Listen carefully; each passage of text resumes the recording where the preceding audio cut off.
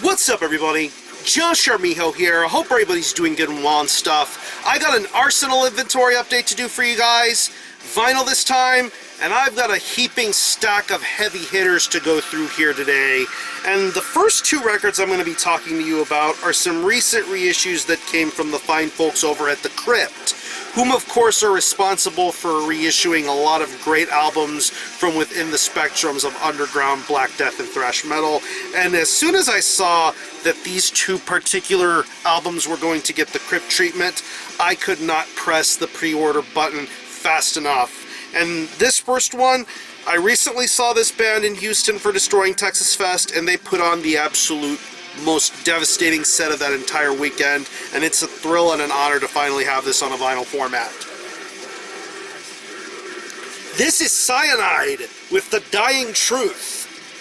This is a co-release between the Crypt and Dark Descent Records.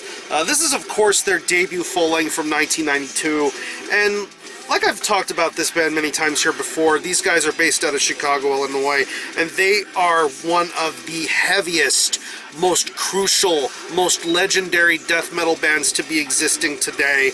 Absolutely monolithically heavy stuff. I mean, if you've seen this band live, you know what I'm talking about, but if you've ever heard their music and their body of work throughout the decades, you will understand why Cyanide are such an important band within the annals of death metal and underground music.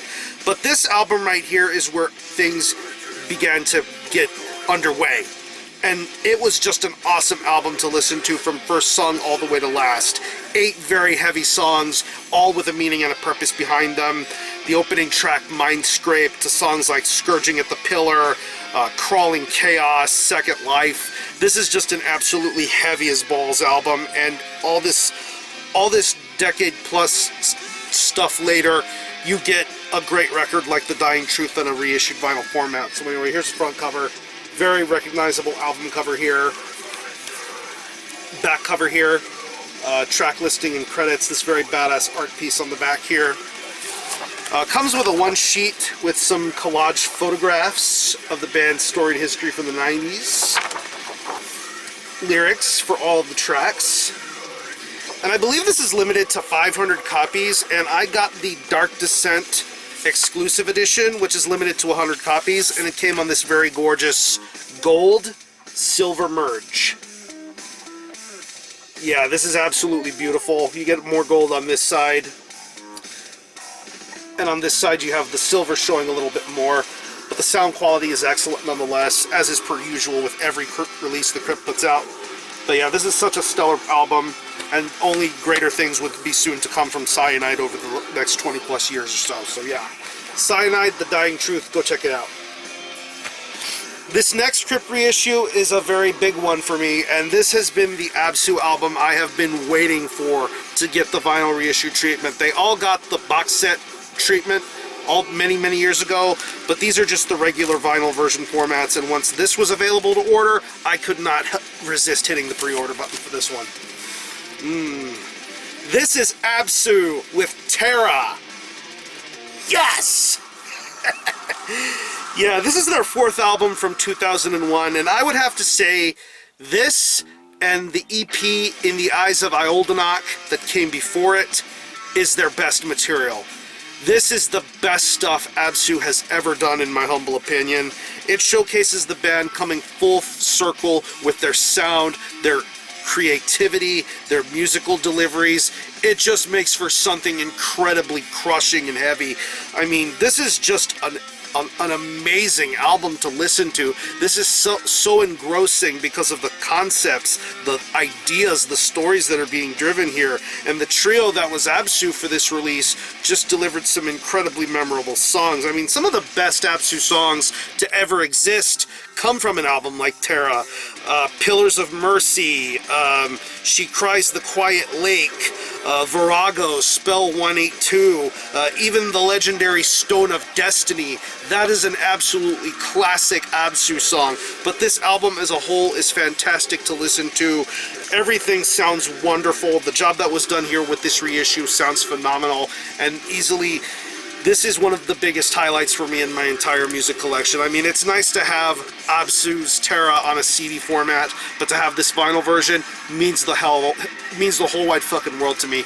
But anyway, here's the front cover. Beautiful album cover here, one of the best Absu album covers to exist. I mean, I own this album twice. I have the reissue, I have the first press that was signed by the band that was given to me by my good buddy Champ from Black Ops, and now I have this version here. Back cover here, track listing and credits. Beautiful gatefold, pretty much similar to the past couple of Absu reissues with the gatefolds where you have the band member photo right here and the lyrics for all of the tracks. Comes with a one sheet that pretty much is very awesome to see here, because on this side you have a picture of Absu here, credits and track listings, and you have a lexicon of all of the words and phrases and meanings for some of the lyrics. That way you have an idea of what everything means and what everything is all about, which I think is a very nice little touch to be added here. And there are 3 different versions of this. This is also limited to 500 copies. Standard black vinyl, swamp green, and I got one of the other limited version that was limited to 150 copies, and it is on a transparent bronze with smoke in the record. Yeah, you can see right through it. This is one of those really nice, clear sort of records. Yeah, absolutely bang up job done here with these records. The sound quality is tremendous. The way everything is executed and played out is very awesome here. And yeah, big love to the Crypt for making this possible. So yeah, if you ever want to get into Absu, this is the one to start with for me. Terra, In the Eyes of Ioldenak. The first 4 albums are absolute masterpieces. This one especially. So yeah, this is Absu with Terra. Moving on to some more reissues. I got 2 2017 reissues from the fine folks over at Osmos Productions, and these first 2 are of the same artist. One of my favorite Finnish black metal bands to ever exist, and I of course am talking about Impaled Nazarene. Probably one of the most freakish, perverted, pissed off sounding black metal bands I've ever heard. I love everything that this band has done throughout their 20 plus years of existence. Very raunchy, very controversial, especially their early 90s material, especially this album right here. This is Impaled Nazarene with Tolkormt Nors. Yeah, this is their debut full length from 1992, and pretty much listening to this album, as to how short it is, how straight to the point everything is, you could tell what type of a band Impaled Nazarene was looking to be throughout the years, with their controversial imagery, anti-religious lyrics, very blasphemous sort of stuff going on here. But this is absolutely entertaining stuff from first song all the way to last. It flies by very nicely, but yet you get some of the best material you'll ever hear from a band like this. In the Name of Satan, Go Perversion, Condemned to Hell, The Crucified. I mean, this is just an absolutely badass way to get the ball rolling for a band like this. I believe in later years Impaled Nazarene would continue to fine-tune their craft and get a little bit more up-to-date and a little bit more risky and raunchy and whatever.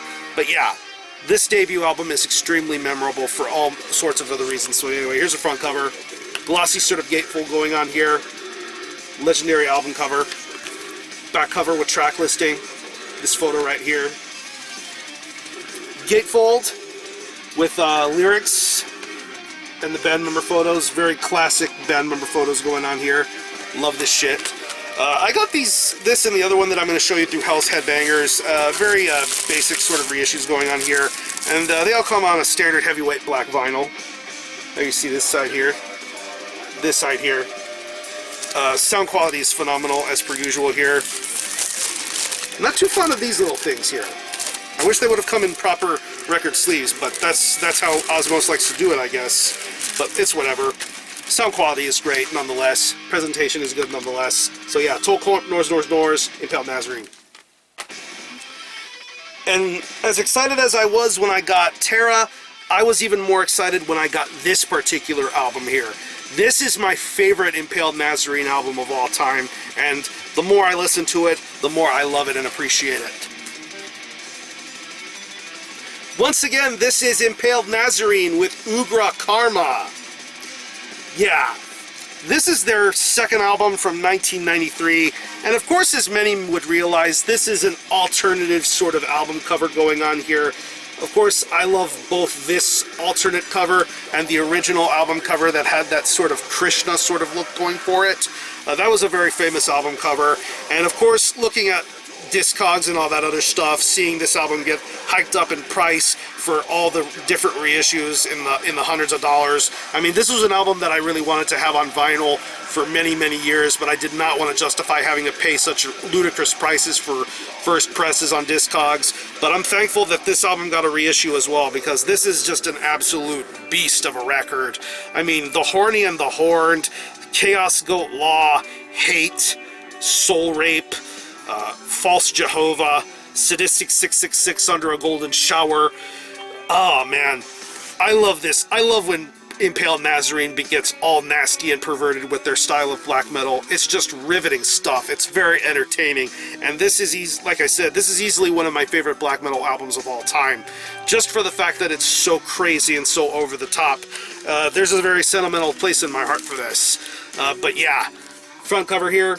Love the foil embossment on the Impaled Nazarene logo, Ugra Karma logo here. As I'm sure you've seen with previous Osmos reissues for Impaled Nazarene records, very, very badass job done here. Back cover, you get more foil embossment, credits. Very badass gatefold here with lyrics, band logo, and of course the figure here on in the middle. And like the previous record, it's a pretty bare bones sort of idea. Just comes on a standard heavyweight black vinyl. Yeah, side A here. Side B. Very, very awesome job done here with this record. And it sounds great as per usual here.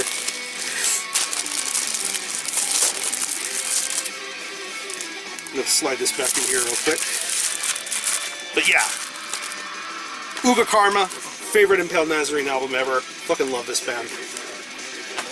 And these last two, I'm gonna have to do some wrist exercises here, because I mentioned in one of my recent collection videos about the Voivod reissues that Noise had come out with some Celtic Frost reissues, and when I was at my local record store, lo and behold, I came into 2 of the 4 Celtic Frost reissues, and seeing these bad boys in person, I couldn't help but grab some of these, and I had to get the ones that I felt were the most crucial and the most important, and obviously my favorites of the entire bunch. And this first one we're going to start off with here is one of the greats, one of the all-time greats in the Celtic Frost discography. This is Celtic Frost with Morbid Tales. Yeah. This is their debut EP from 1984.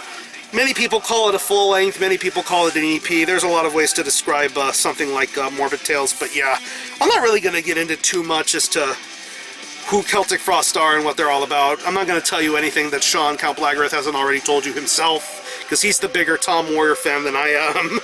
But yeah, this is an absolutely amazing album, and this era of Celtic Frost is just unbelievable. I mean, just the influences of black metal, death metal, thrash metal, all those early instances of influences in the band showcased in such a tight-knit sort of package. I mean, once you hear the opening intro of Human into the Crypts of Rays, to songs like Dethroned Emperor, Procreation of the Wicked, Nocturnal Fear, absolute legendary songs. I mean, this is a legendary album, and I'm very happy that this got a vinyl reissue. And the sound quality is top-notch. I have to give very, very big props to whoever was behind the mastering and reworking of the audio and the sound quality, because it just sounds perfect. It sounds amazing to listen to. It is absolutely worth it and then some. I mean, these reissues are not cheap by any means, but if you should decide to dive into these reissues, it's absolutely worth it. So anyway, here's the front cover. Love the matte finish on the jacket. Very legendary album cover here. Back cover here with the band member photos and credits and all that stuff. Yeah. Gatefold. You have band member photos and lyrics and stuff. This is a very heavy gatefold because of what comes in it, and there is quite a lot of stuff to be seen in these reissues. I believe all the reissues come with 2 posters apiece. You have this poster right here of all the band members in question. And there you have this other band poster with two different sort of band photos going on here. Very, very nicely done here. Comes with this gigantic 38-page booklet, which pretty much has everything that you're seeing here in the gatefold. You have additional photos, interviews, reviews, quotes, lyrics, credits, artwork. I mean, I can kind of see why Tom Warrior wasn't so thrilled about the way the layouts turned out, because honestly it would have been cool to see or have him do more input. But be that as it may, I think the job done with these booklets and these reissues are top-notch, and they're absolutely worth the purchase. But yeah, it comes with two printed inner sleeves. You have this first inner sleeve here, Celtic Frost logo, credits. Then you have the second LP with the portion interview, lyrics on this side. And all the records come on heavyweight black vinyl. This is the second record here, but this has like the rehearsal EP stuff, which is a nice little touch to be added to the mix here. But yeah, this is easily some of Celtic Frost's best material right here in this very nice little package. Celtic Frost, Morbid Tales, go check this out. And the last bit of Celtic Frost stuff that I got is, of course, one of the most important ones in the entire lot here. And I wish I was showing you Cold Lake, but instead I'm going to be showing you this. This is, once again, this is Celtic Frost with To Mega Therion. Yeah. This is their 1985 debut full-length, and like the previous record that I showed you here, this is some very important and influential material in the Celtic Frost discography. So many memorable songs, so much great stuff going on with a release like this. The Usurper, Dawn of Megiddo, Circle of the Tyrants, Tears in a Prophet's Dream. I mean, such a brilliant, brilliant album. Such a wonderful way to get the ball rolling for a band like Celtic Frost. Of course, soon after a release like this, the tide began to turn in their sound and delivery. Of course, they became more of a glam rock metal sort of band after that. And then, of course, they came back into the fold with Monotheist, where they began a more black and doom sort of approach. And, of course, nowadays we have Triptychon, which is even just as amazing as anything Tom Warrior has ever done here. But yeah, this is a very, very influential and important album. And this, of course, comes with the Emperor's Return EP, which also has some great and memorable tracks to be heard. Those versions of early Morbid Celtic Frost songs are just awesome to listen to. But yeah, I'm getting tongue-tied here. Let me show you the album. This is the front cover. Classic H.R. Geiger artwork here. Once again, matte finish on the jacket. Beautiful job done here. Back cover here, similar to the Morbid Tales and the other releases. Band member photo, track list, and credits. Gatefold here with this artwork, very, very beautiful. Same sort of issue with the previous record here. You have a couple of posters. You have a poster of the H.R. Geiger artwork, which is very, very nice. And you got another poster of band member photos.